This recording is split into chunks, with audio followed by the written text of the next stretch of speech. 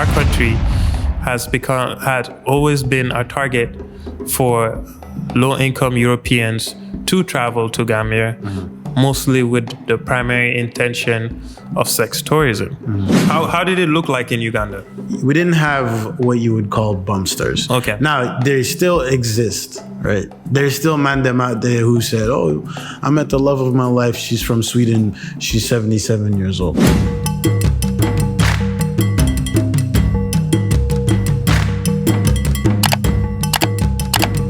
Peace, love, unity, and respect. Wagwan, my people. Yes, sir. The man them are back. Come on. Zin,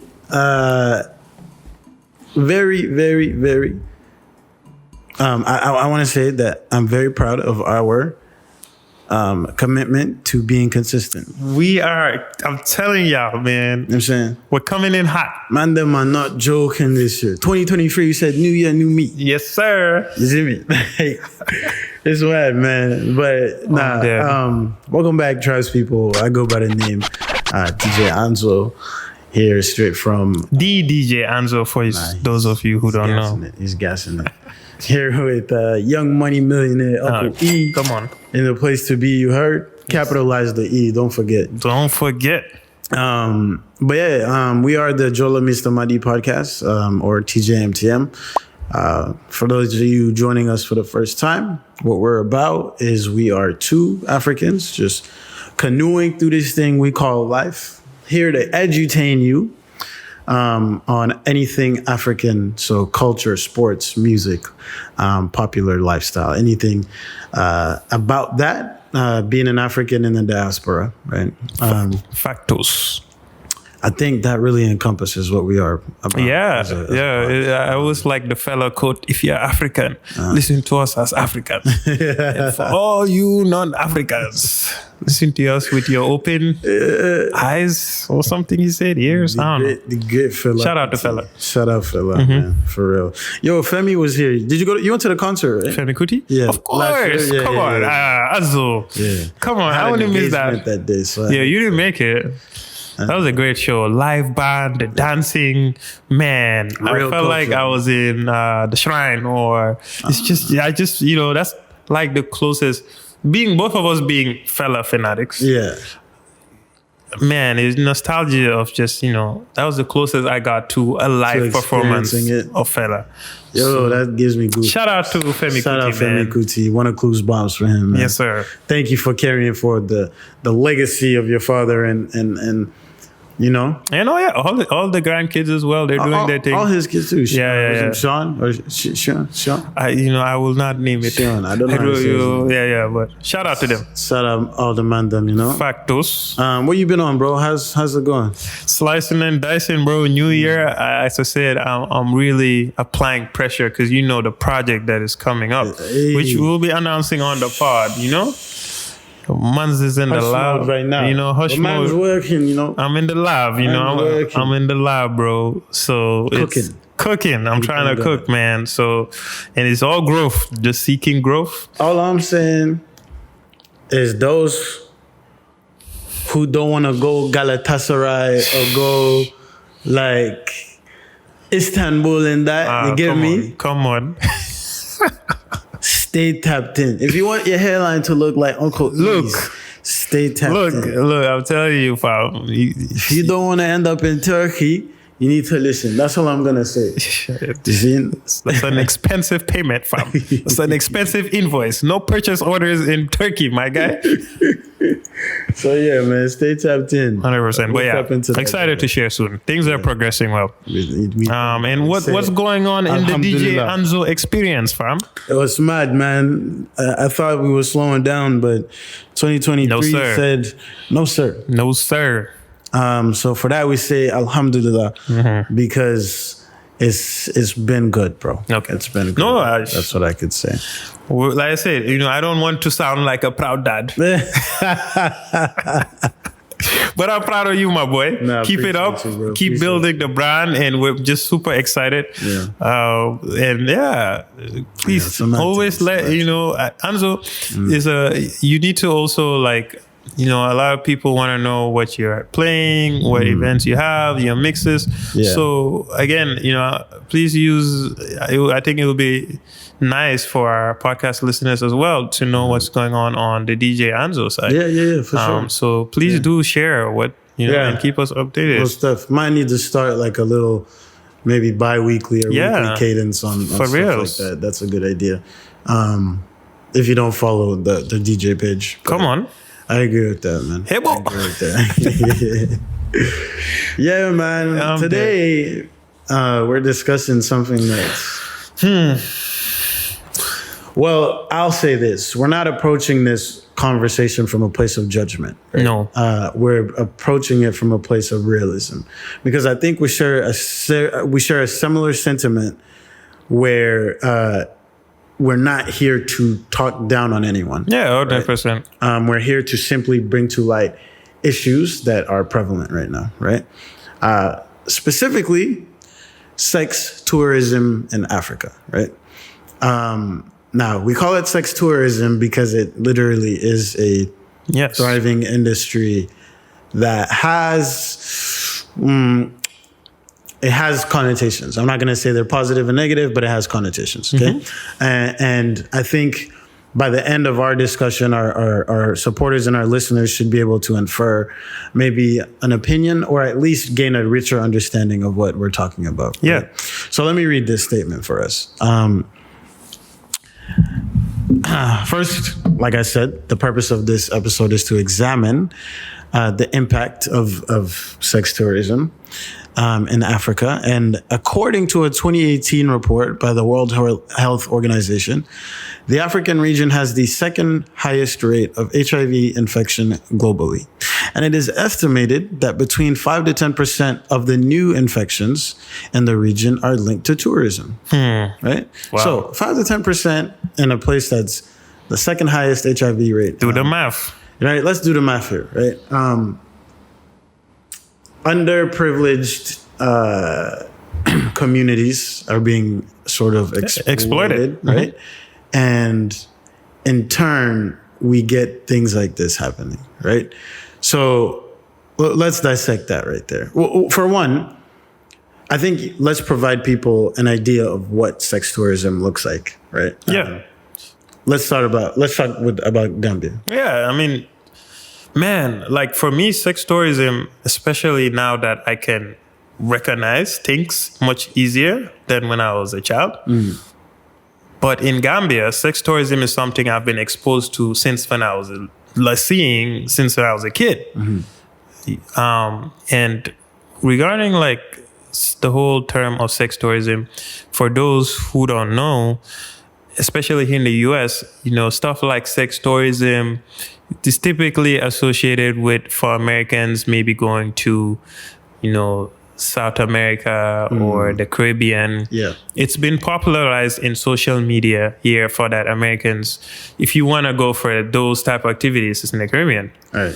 But for you, those of you guys who don't know, in Africa, and where I'm from, in West Africa, the Gambia, for Europeans, typically low-income Europeans, as early as since when I was a boy, I have always seen this, where our country had always been a target for low-income Europeans to travel to Gambia, mostly with the primary intention of sex tourism.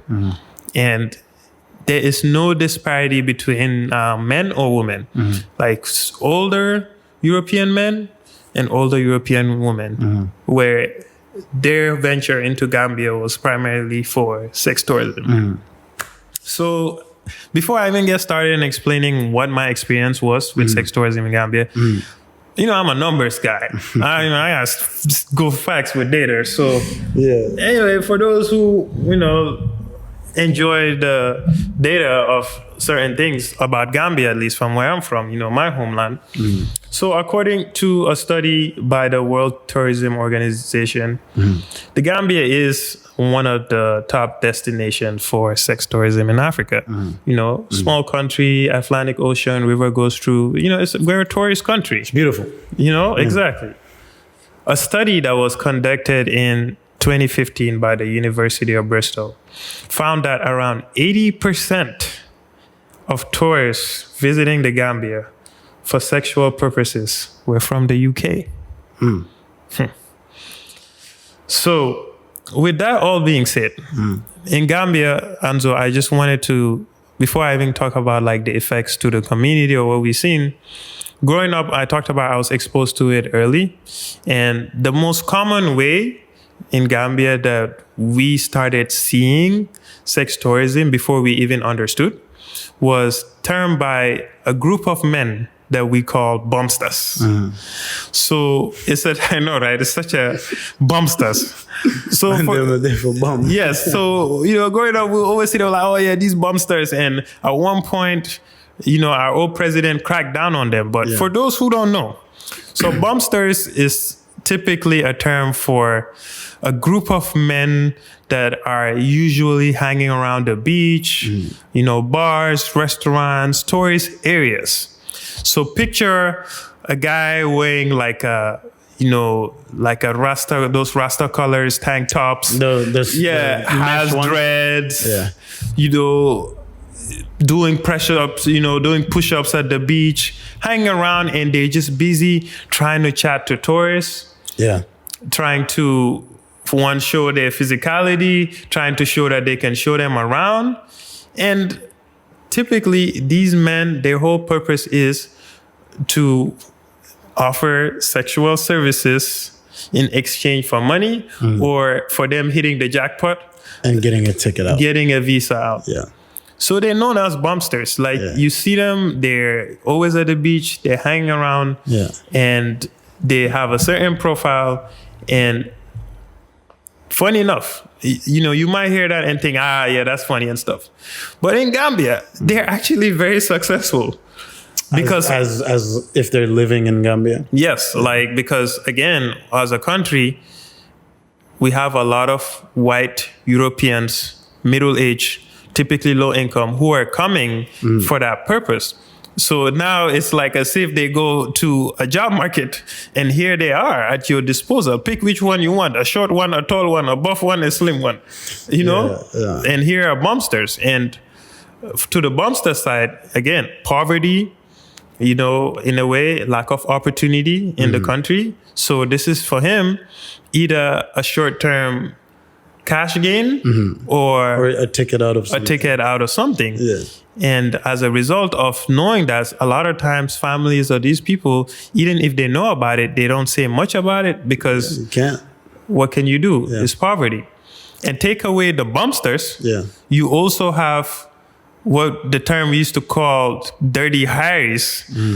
Again, low income, as Dave Chappelle would say, the poor whites coming from Europe, middle-aged men, and they're coming to Gambia as well for that same purpose. And a lot of the times they're targeting underage women. A lot of girls like 15, 16, under 18, taking them out and then using them for sex, clearly.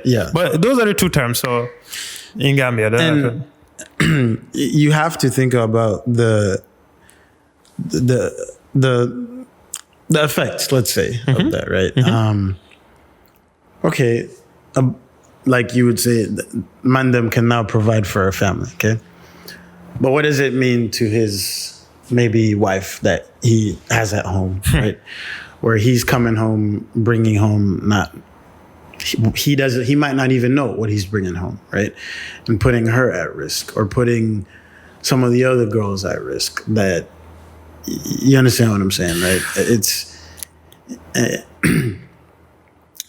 I don't know that the infrastructure in Gambia, there is no infrastructure, so or anywhere, right? It's not set up a safe sort of like method. It is detrimental to the Gambian society, right? And again, it's hard to explain it to those people because of their condition, but it is detrimental to the Gambian society because, one, a lot of these people, they're coming in and they're bringing in a lot of like STDs. They're bringing in drugs, and they're either giving it to underage women or even some of these guys. So it actually starts, allowing drug use and the spread of, sexual transmitted diseases across the community as a result of this sex tourism that's going on. And when you don't have the health infrastructure for that to cater to that, it's debilitating. Yeah. And I think, so let me offer you the perspective of Uganda, right? I too noticed that from a young age, right? But in Uganda, we didn't have... So how did it look like in Uganda? We didn't have what you would call bumpsters. Okay. Now, they still exist, right? There's still man them out there who said, oh, I met the love of my life. She's from Sweden. She's 77 years old. You see what I'm saying? Yeah. That existed. It wasn't as popular. The more popular one was young women being approached by middle-aged or older white men, which in Uganda, there's actually like very famous bars where you can, where someone who lives there will tell you, oh, yeah, this bar, that's where like these men come to find these women. Right? Wow. So the stat that we had pulled was in Uganda, a 2019 survey found that, let me turn this. Tell us the facts. In Uganda, a 2019 survey found that over 30% of female sex workers in the country's capital, Kampala, reported being approached by foreign clients for sexual services, right? So over 30% of female sex workers, right? Let's dissect that. Sex work, right? Some people will say that's the oldest profession in the world. Other people despise it, right? Other people say, how can you sell yourself like that? Blah, blah, blah. There's all sorts of perspectives, right? Personally, and I think probably you would agree, I think as long as you're being safe and you're not being harmed, and this is something you want to do, go for it, right? If you have the infrastructure set up to support you doing that, right? And you are going to be not only safe, but you're going to have resources that can help you. That's your life. Do what you want to do, right? The problem with back home is, dude, we don't even have normal things set up that to protect such people, sex workers. It's just exploitation. Right? It's exploitation at that point. So abuse. I go to the bar, right? I see a white man pull up. He driving probably a Harrier, one of them regular joints. Yep. He jump out the car. He got 4 young women with him, and you start asking yourself, how old is she? How old is she? Right? He goes, now because of exchange rate parity, he's going to go buy a bottle or 2 in the club, right? Enough to get them drunk. The rest of the night, it goes how he wants it to, right? Pretty much. So at that point, for me, it becomes an issue of, wait a minute, are these girls voluntarily being put in those situations, or are they being exploited to be put in those situations, right? And the fact that it's like a whole industry now, without there being any sort of infrastructure to protect, which is the responsibility of any sovereign state, is to protect their citizens, right? In an ideal world. In an ideal world, but how are we allowing this to happen? Where accountability, Anzo. Right, and that is a whole nother subject with African politicians. But how is it that this is continuing to boom like that, right? And again, we're bringing just awareness to it, and this is like I said, because shorty down the block might say, okay, well, I need this to get by, or this is my ticket out. And she finds the love that she likes in Uganda and blah, blah, blah. Now shit starts spreading, and now we're back on the map as the second highest HIV infection rates, right? Which now our hospitals, do we have even the capacity what I'm saying? To support hundreds of people coming in a day that now may have like an STD that is uncurable, and oh wait, the hospital just lost power because there's load shedding. Because you understand what I'm saying? The whole the idea of it just starts to really puzzle me, because I'm like, yo, we don't have The facilities. We ain't got for the that. facilities. You get me, big This man. is like, bro, it's the same thing for us. Yeah. We don't have the facilities. We don't have the awareness. We don't have the education. We don't have the policies in place to permit sex work legally. And these tourists are aware of that. They're only coming because they know that such structures, regulation does not exist. Because of that, from what we're seeing, is only exploitation, abuse to a certain degree, right?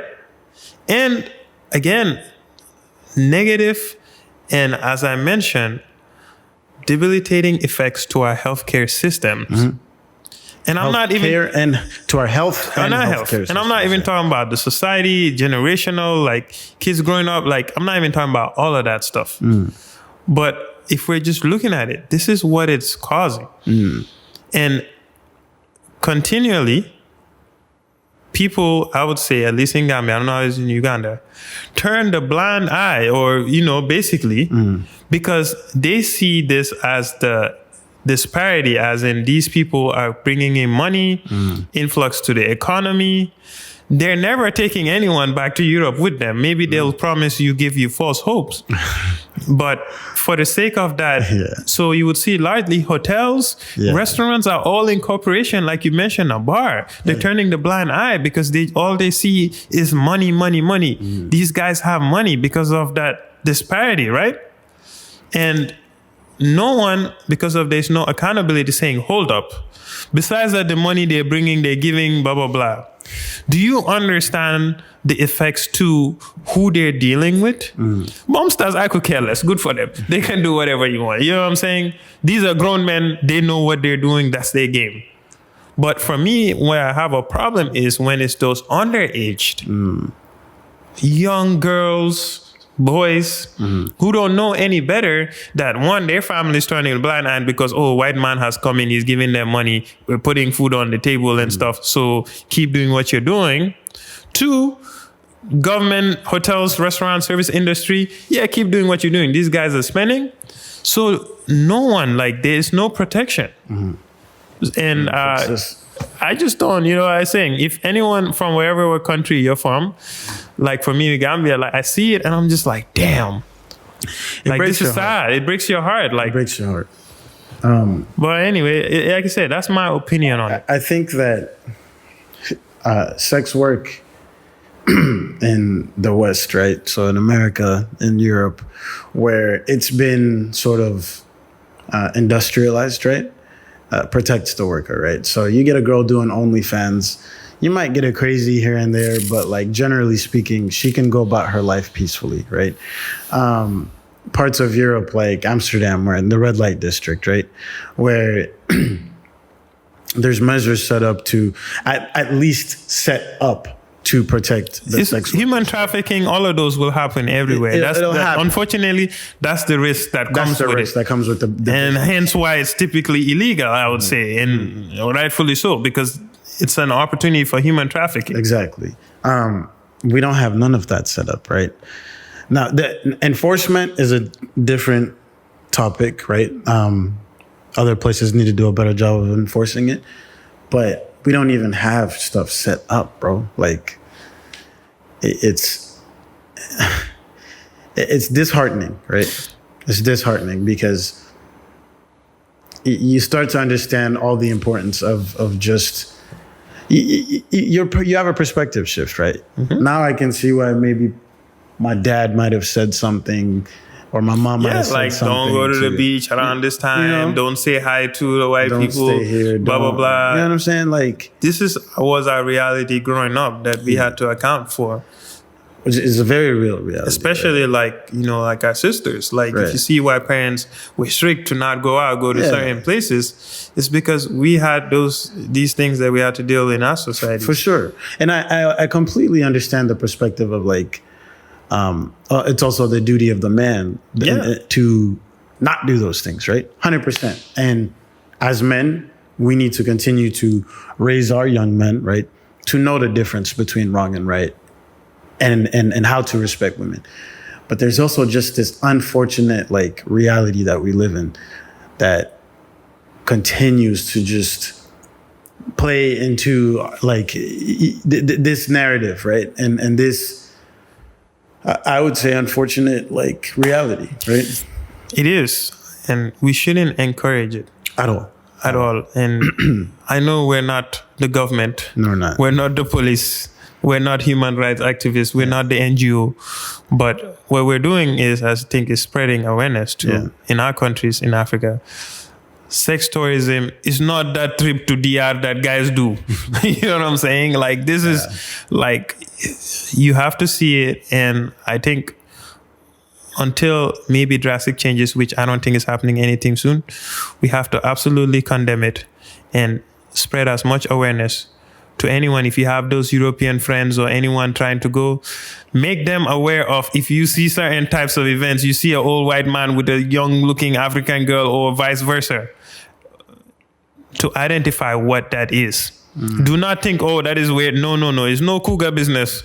Like, what you're seeing is exploitation and all of the negative effects to our society that's happening. So as a responsibility, it's important to identify and spread awareness to all our friends, all our non-Africans, that if you do go to our countries and you see those certain things, you know, just know what that means. Just know what it means, and try to play your part. And if you have any way you can play the part, you know, if you have any resources, any way to, I'm not saying try and play a hero here, you know, save a girl and all of these things, but condemn it and don't dismiss it. Don't dismiss it. Big on that. That you know, that's all I could say about it. Yeah. Very, and it's so much more robust than I think what. It's so It's also like you have to take time to sort of like dissect it properly, right? Bro, 100% from a pride perspective. Like, I don't want my country to be a place for all Europeans to come in and exploit our youth, and you know, like, I don't want that. Not at all. If you're from your country, you know, or where you're from, would you want your town to be known as the place where, you know, these dirty Harrys and dirty Sarahs come and exploit your, you know, young women in your community or boys? Like, you don't want that. So you need to protect the youth. Yes, 100%. So we'll continue to spread this awareness. We, like, for me, like all Gambians, you know, we know about this. We know about Bumpsters. We joked about it and all, but it's no joking matter, bro. Yeah, bro. Like if you know the effects, especially from a healthcare standpoint, right, and just from our youth, drugs, like, bro, it's a serious matter. It's a serious matter. It's not a joke. Matter. And people like to say that you sort of like stray right as you get older. I don't think it's straying right. I think it's just becoming more solidified in what is right and what's wrong. And we can get into the perspective, but 100%. You know, it's just getting to what's right and what's wrong. Yeah, 100%. Right? And like, Andrew, like, to someone, like, what would you just recommend to, you know, especially if someone is going to Africa and maybe for the first time and, you know, wants to have more awareness on identifying the sex tourism, besides the examples we said, like, what would you recommend in terms of how they deal with it? You know me, I'm going to always advocate for YouTube University. Right? 100%. There's a lot of documentaries and information out there that you can read on. Yes. With very concrete, I think BBC has a piece on it as well. BBC does. Al Jazeera probably. Al Jazeera for sure. Renowned news sources. Yes, please. They will have information. Tap into the UN. Tap into, you know, like, just do a Google search. Yeah. Man, we have too much information. Just Google search, because it might come to you. You might be approached. Yeah. And, you know, we're saying it's not only white people, clearly. We're just, you know, we're using the term that is most common to what we see. But even as another black person going, it might happen to you. And like I said, especially as the man, don't look at it like, no. Like, bro, like, this is real exploitation that's going on. Like, this is not you trying to have a good time. Decent. Like, this is not it, bro. Like, seriously. So that's how I feel. Yes, don't do it in our countries, please. I know it's wrong to say, but either way, like, I hear you. It's a whole umbrella of human trafficking, and all of that. It comes with it, where we're sharing our perspectives of what's going on in our countries. And we really do hope that, people can become more responsible. Yeah. And there must be accountability as well. Yeah. That was a good conversation on that one. Did you ask GPT today for? No, GPT is off today. No proverbs for GPT. Maybe next episode I might see what GPT has for the African man. What do you have though? I heard we have a Anzo shout out segment. Man, what I'm trying to do is shout out any Black business artists, entrepreneurs. It is Black History Month. Yes, Black History Month. For me, honestly, one of the hardest working men I've ever met right now is the man, none other than DJ Nayiram. Clues bombs for Nayiram, bro. Dropped multiple bombs for this man. It's funny because like he's a deflector. He doesn't like compliments. He likes to deflect them, right? But me, I'm here to tell y'all, there's no man that's working harder than that guy right now. Wow. I won't get too into detail, but we see the work, right? He's been consistent at his craft. It's paid dividends. It's going to pay even more dividends. And for someone who serves as a mentor to me, right? And a dear friend, a very dear friend. Man, shout out to DJ Nayiram. Shout out to Nayiram, man. If you don't know who he is, you are asleep. Yeah. And you need to wake up. Come on, you get me? Come on, fam. That man is on the path to some very great things. And yeah, much love to DJ Nayiram. His family, if you want to even hear about his story, you can go to, I think, season 3. Anyway, we had him on our podcast. He shared about his story. What an amazing human being. Much love and respect to you, Nayiram. And big up. Keep pushing P. Keep pushing P, my brother. Yeah, they say Gunna out of jail. Still bumping Gunna, Hey, that's gonna get you in trouble, man. But yeah, I mean, he knows how much I appreciate him. Shout out to Nayiram. Shout out DJ Nayiram, man. Another one of Clues bombs. Much love. But yeah, man, this has been episode 2. Again, the man them are staying consistent, slicing and dicing. Come on. Styling, profiling, and keeping it P. Yes, sir. Again, man, don't forget to like, comment, subscribe, share. Don't be shy. We don't repost. We don't bite. You know what I'm saying? DM, all of that. We love it. We love the engagement. And keep styling on them. You feel me? We'll be back for episode 3. Episode 3 coming soon. Until then, peace. Yes, sir.